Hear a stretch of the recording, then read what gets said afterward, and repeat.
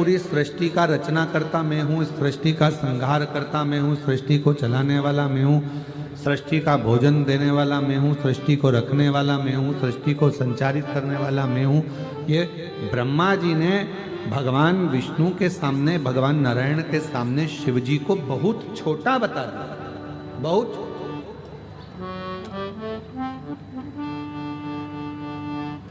पर शिव महापुराण की कथा कहती है किसी को छोटा ना बताओ, किसी को छोटा ना समझिए। तुम्हारे यहां पर बर्तन मांजने के लिए कोई बर्तन वाली माँ आ रही है, तुम्हारे यहाँ भोजन बनाने के लिए कोई भोजन वाली माँ आ रही है, तुम्हारे यहाँ झाड़ू पोछा करने के लिए कोई झाड़ू पोछा वाली माँ आ रही है, तुम्हारी दुकान पर कोई काम कर रहा है, तुम्हारी फैक्ट्री में कोई काम कर रहा है, तुम्हारे घर पर कोई काम कर रहा है, तुम्हारे होटल पर कोई काम कर रहा है, भले वो वेटर है, भले छोटा काम करे चाहे बड़ा काम करे, पर एक बात याद रखो, उसको कभी छोटा मत समझो। ना जाने कब समय का पहिया बदलेगा और हो सकता है जिस होटल पर जो नौकर काम कर रहा है वो सेठ बन जाए और तू नौकर बन जाए, इसलिए जीवन का कोई भरोसा।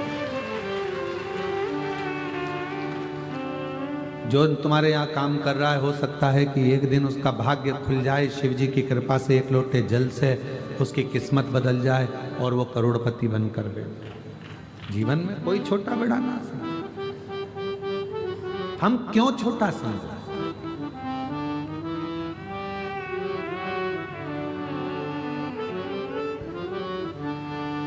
कई लोग कह देते हैं कि हम वनवासी हैं, हम आदिवासी हैं, हम हिंदू नहीं हैं। ये आपस में बहुत खींचातानी चलती है।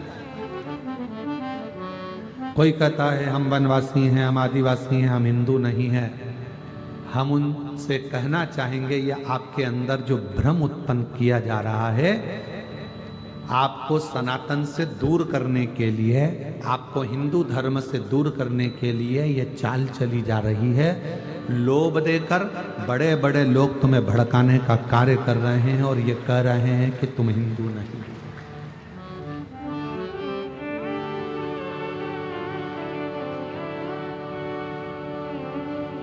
रेल में कौन कौन बैठा है? हाथ उठाओ जरा। ट्रेन में जो बैठा है, ठीक है। बस में कौन कौन बैठा है? चलिए रखो।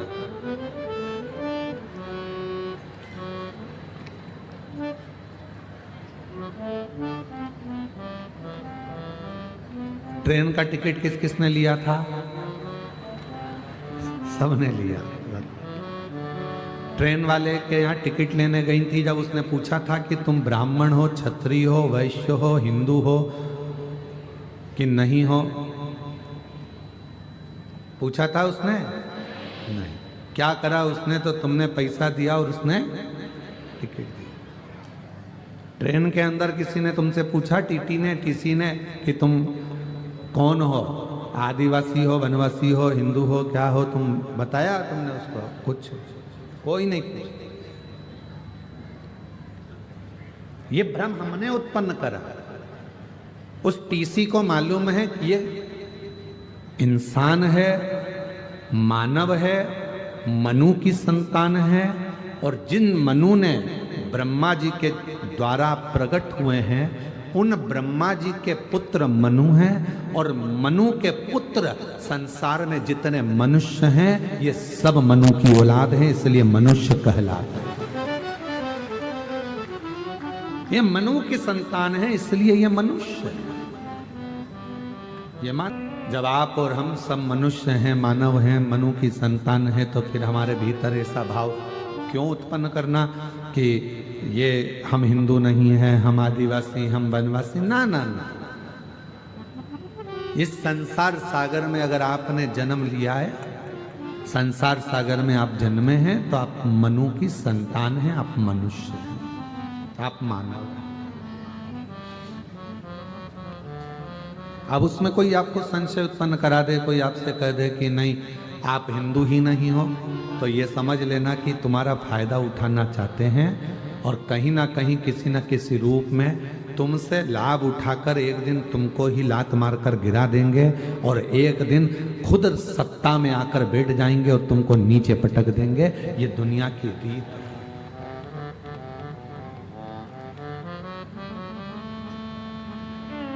चलो एक बात और पूछो,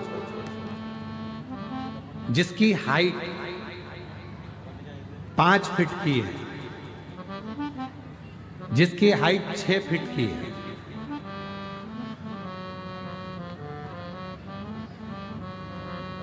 और जिसकी हाइट 3.5 फीट 4 फीट की है, कोई बहुत छोटा है, उम्र हो गई उसकी 32 साल, पर हाइट छोटी रह गई। ट्रेन का टिकट आधा लगेगा क्या उसका? अरे बोलो तो जम के नहीं। कोई बोना है, छोटा है, टिकट तो उतना की उतना ही लगना। तुम्हारी हाइट अगर 7 फीट भी है तो टिकट उतना की उतना ही लगना।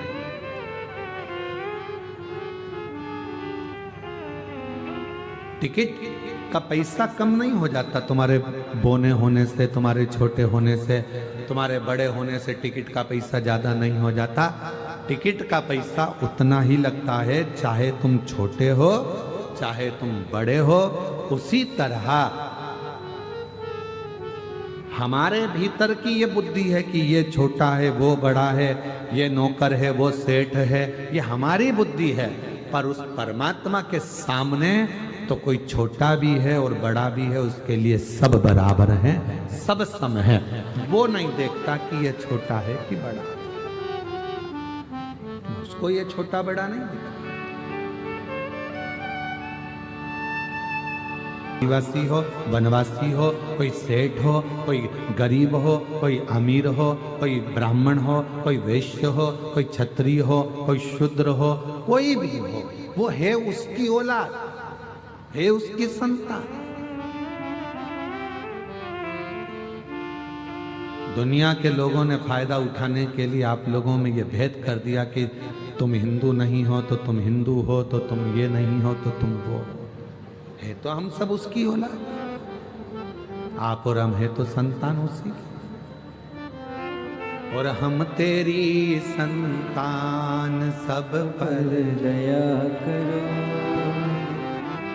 दया करो भगवान, सब पर दया करो। छोटा है वो भी भगवान का है, बड़ा है वो भी भगवान।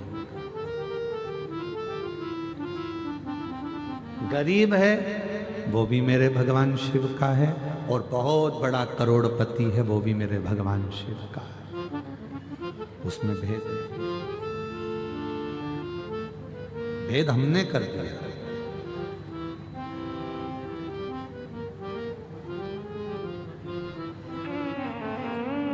हम भेद कर दिया, हमने भेद कर दिया। ये आदिवासी है, ये वनवासी है, ये शूद्र है, ये वैश्य है, ये क्षत्रिय है, ये ब्राह्मण है। पर शिव महापुराण की कथा में स्वयं माता पार्वती जी ने पूछ लिया था भगवान देवादिदेव महादेव से कि ब्रह्मा जी आपको नीचा दिखा रहे हैं, आपको छोटा समझ रहे हैं। ब्रह्मा जी आपको छोटा समझ रहे हैं। भगवान देवादिदेव महादेव ने मां पार्वती जी से कहा, यह ब्रह्मा जी की बुद्धि का भेद है।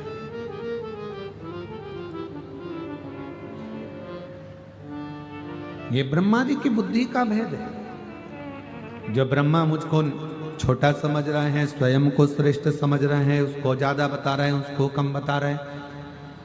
कोई विद्वान जब भी व्यासपीठ पर बैठेगा, कोई विद्वान कभी भी अगर व्यासपीठ पर बैठेगा तो कभी भी ना तो किसी व्यक्ति की निंदा करेगा और ना कभी किसी देवी देवता को ऊपर या नीचे बताएगा। सारे देवताओं को, अगर विद्वान कथाकार है, विद्वान संत है, विद्वान साधु है, विद्वान गुरु है, विद्वान वक्ता है, विद्वान कथाकार है, तो अपनी व्यासपीठ पर बैठकर वो किसी की भी, चाहे कोई महाराज हो, कोई व्यक्ति हो, विशेष हो, ना कभी किसी की निंदा करता है और ना कभी किसी देवी देवता को ऊंचा नीचा बताता है। वो जिसकी आराधना करता है उसकी श्रेष्ठता बताता है, पर देवताओं को नीचा नहीं बताएगा। कोई नहीं कहेगा कि राम बड़े हैं, कि कृष्ण छोटे हैं, कि शिव बड़े हैं, कि ब्रह्मा छोटे हैं, कि भगवान विष्णु बड़े हैं, कि ये बड़े हैं, कि वो छोटे हैं। ये कभी कोई कथाकार नहीं कहेगा अगर विद्वान है, क्योंकि उसने कथा में सुन रखा है। उसने श्रीमद् भागवत हो, अग्नि पुराण हो, पद्म पुराण हो, ब्रह्म विवर्त पुराण हो, शिव पुराण हो, जितनी पुराणें होती हैं सारी पुराणों में लिखा है कि ब्रह्मा, विष्णु और महेश, इन तीनों में कोई भेद नहीं होता है। ये तीनों एक हैं, ये तीनों अलग हैं। राम, कृष्ण, शिव सब एक हैं।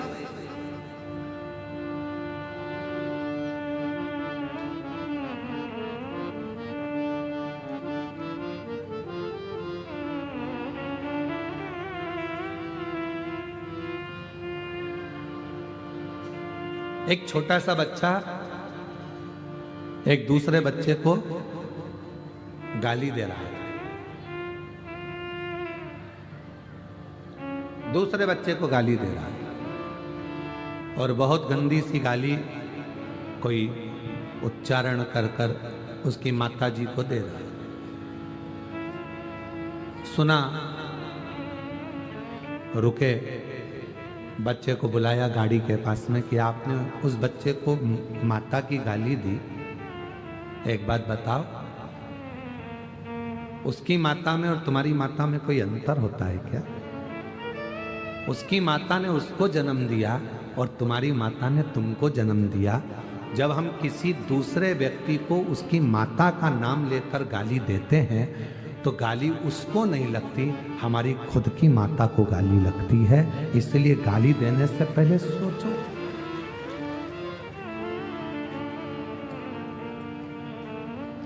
किसी की बहन बेटी को हमने गाली दे दी, ना वहां बहन है ना बेटी है, और वहां बस वो लड़का खड़ा है, वो व्यक्ति खड़ा है और उसको हमने गाली दे दी, तो क्या उसकी बहन बेटी को गाली लग जाएगी? नहीं।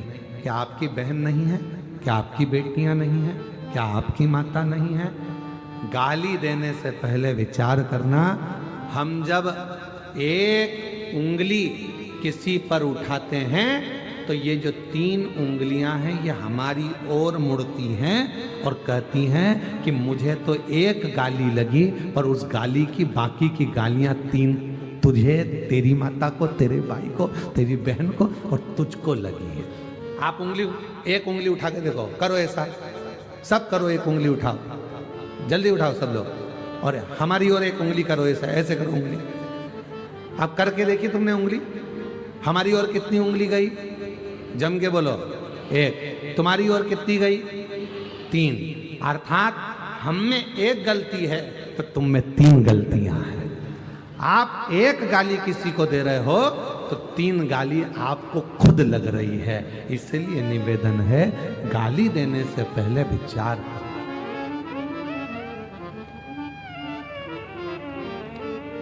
उठाया और किसी को माता की गाली दे दी, कोई को बहन बेटियों की गाली दे दी, वो गाली उसको ध्यान रखिएगा कि खुद को लग रही है, स्वयं को। माता में कोई, मां अन्नपूर्णा में, मां पार्वती में, मां वैष्णो देवी में, मां ज्वाला देवी में, मां डोंगरगढ़ वाली माता में, मां विंध्येश्वरी में, मां आदिशक्ति में कोई भेद है क्या? जम के बोलो, नहीं, कोई भेद नहीं। वो भी माता का अंग है, दांत। कहीं नयन गिरे तो नैना देवी हो गई, कहीं जिभ्या गिरी तो ज्वाला देवी हो गई, है भाई। कहीं कांगड़ा, कहीं चिंतपूर्णा, कहीं मनसा, ऐसी सब देवियां विराजमान है महाराज। कहीं नेत्र गिले तो नैना हो गई, कहीं कुछ गिरा, कर्ण गिरा, कहीं कर्ण फूल गिरा, माँ तो माँ ही है तो उसी का स्वरूप, है तो उसी का। हम क्यों भेद करें? शिव महापुराण की कथा भेद करना नहीं सिखाता। कर्ज चुकाना सरल है, पर फर्ज अदा करना कठिन है, बहुत कठिन। कर्ज चुकाना सरल है, पर फर्ज अदा करना कठिन है। किसी ने आपको कुछ दिया, आपने चुका दिया। कोई ने गाली दिया, आपने बककर गाली चुका दिया। कोई ने आपको थप्पड़ मारा, आपने मार कर चुका दिया। कोई ने कुछ दिया, आपने देकर चुका दिया। कर्ज चुकाना सरल है, पर फर्ज को अदा करना बहुत कठिन है। फर्ज अदा आज व्यक्ति फर्ज अदा नहीं कर पा रहा। बेटा अपना फर्ज अदा नहीं कर पा रहा है, पिता अपना फर्ज अदा नहीं कर पा रहा है, माँ अपना फर्ज अदा नहीं कर पा रही हैं, बच्चे अपना फर्ज अदा नहीं कर पा रहे। माँ अपना फर्ज अदा नहीं कर रही। बड़े बड़े शहरों में जन्म माँ देती है बच्चे को, और लेकर एक साथ में कोई महिला सेविका उनके साथ में रहती है, दासी के रूप में वो बच्चा संभालती रहती है। शहरों में एक नई चीज आ गई, अपने बच्चे को दूसरी कोई एक पैसे से महीने से तनख्वाह में 50,000 रुपए, 30,000, 10,000, 20,000 रुपए में कोई एक माता को रख लिया जाता है जो आपके बच्चे को संभालती है। कितना आश्चर्य है, तुम्हारे बच्चे को नौकरानी संभाल रही है और कुत्ते के बच्चे को तुम संभाल रहे हो।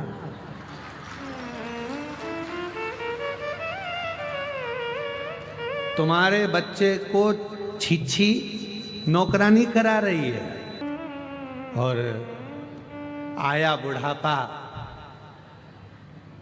तुम्हारे बच्चे को नौकरानी ने पाल पोस कर बड़ा करा, और अब आया तुम्हारा बुढ़ापा। अब तुम्हारे बच्चों की जरूरत पड़ी कि हमारा बच्चा हमारा बुढ़ापा सुधारेगा, हमारा बच्चा हमारा बुढ़ापा संभालेगा। तो बच्चे भी कह देते हैं हमारा बचपन तुमने नहीं संभाला तो हम तुम्हारा बुढ़ापा क्या खाक संभाले।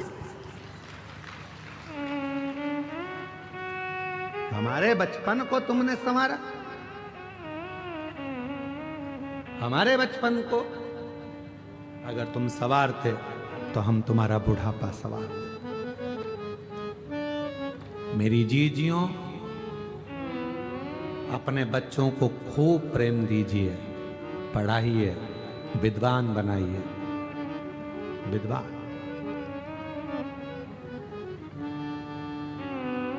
कल एक जज महोदय मिलने के लिए आए थे तो बता रहे थे कि गुरुदेव, जो पढ़ी लिखी नहीं है, हम वनवासी हैं, आदिवासी हैं, और मेरी माँ पढ़ी लिखी नहीं। माँ भी आई थी उनके साथ, मेरी माँ पढ़ी लिखी नहीं है। मैं 15 साल का था जब पिताजी चले गए, माँ पढ़ी लिखी नहीं है। छोटा सा मकान हमारा, हम धमतरी के पास के रहने वाले हैं, हमारे पास में कुछ भी नहीं था, ना हमारी जमीन थी, ना हमारे पास में गाय भैंस थी। मेरी माँ दूसरे के यहाँ जाकर धान काटती थी, धान की बुआई करती थी। मैं जब अपनी माँ को देखता था कि धान काट रही है मेरी माँ, बुआई कर रही है मेरी माँ, पानी में खड़ी हुई है मेरी माँ, पिताजी नहीं है, हमारा पेट भर रही है मेरी माँ।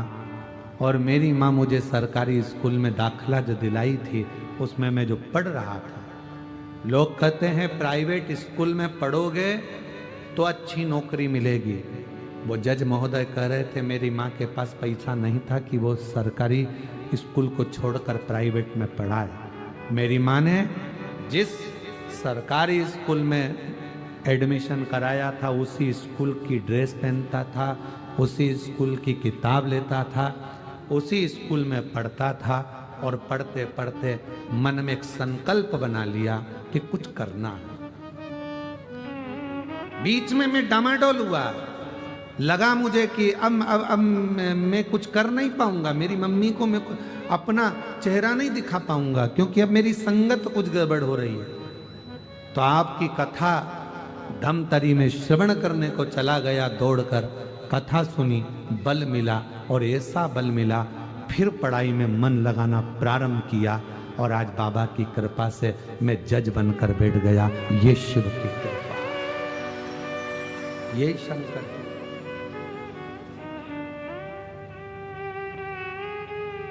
जरूरी नहीं कि आपकी मम्मी बहुत पढ़ी लिखी होंगी। बच्चे कहते हैं तुमने हमारे लिए क्या करा, उन्होंने कुछ नहीं करा, उन्होंने कुछ नहीं करा, पर फर्ज तो तुम्हारा है ना। कर्ज अदा करना सरल है, पर फर्ज अदा करना कठिन है। धर्म पत्नी का फर्ज है अपने पति का आदर करना, धर्म पत्नी का फर्ज है पति को प्रणाम करना, धर्म पत्नी का फर्ज है पति के माता पिता को भी नमन करना, धर्म पत्नी का फर्ज है पति का सत्कार करना, उसकी बातों को काटना नहीं। और पति का फर्ज है उसके माँ बाप का आदर करना, पति का फर्ज है उसको भी सम्मान देना, चार लोगों में कभी अपशब्द ना कहना, ये पति का भी फर्ज। कौन फर्ज अदा कर रहा है? कर्ज अदा करना सरल है, पर फर्ज निभाना कठिन हो गया। बेटा बाप का फर्ज अदा नहीं कर रहा है, बाप बेटे के लिए फर्ज अदा नहीं कर रहा है, माँ बच्चों के लिए फर्ज अदा नहीं कर रही है, सास बहू के लिए फर्ज अदा नहीं कर रही है। केवल इसको फर्ज नहीं कहते कि तुम्हारे घर में बहू आई तो उसको साड़ी दिला दो, केवल इसको फर्ज नहीं कहते कि तुम्हारी बहू आने वाली है तो उसकी रकम बनवा दो, सोना चांदी दिला दो, कमर तगड़ी बना दो, उसके पाँव की पायल बनवा दो। इसको फर्ज नहीं कहते कि बच्चों का केवल विवाह कर दो, फर्ज अदा कर दिया। एक सास का सबसे बड़ा फर्ज होता है कि उसके घर में जब बहू प्रवेश कर रही है तो उसके मन में यह भाव होना चाहिए कि मेरे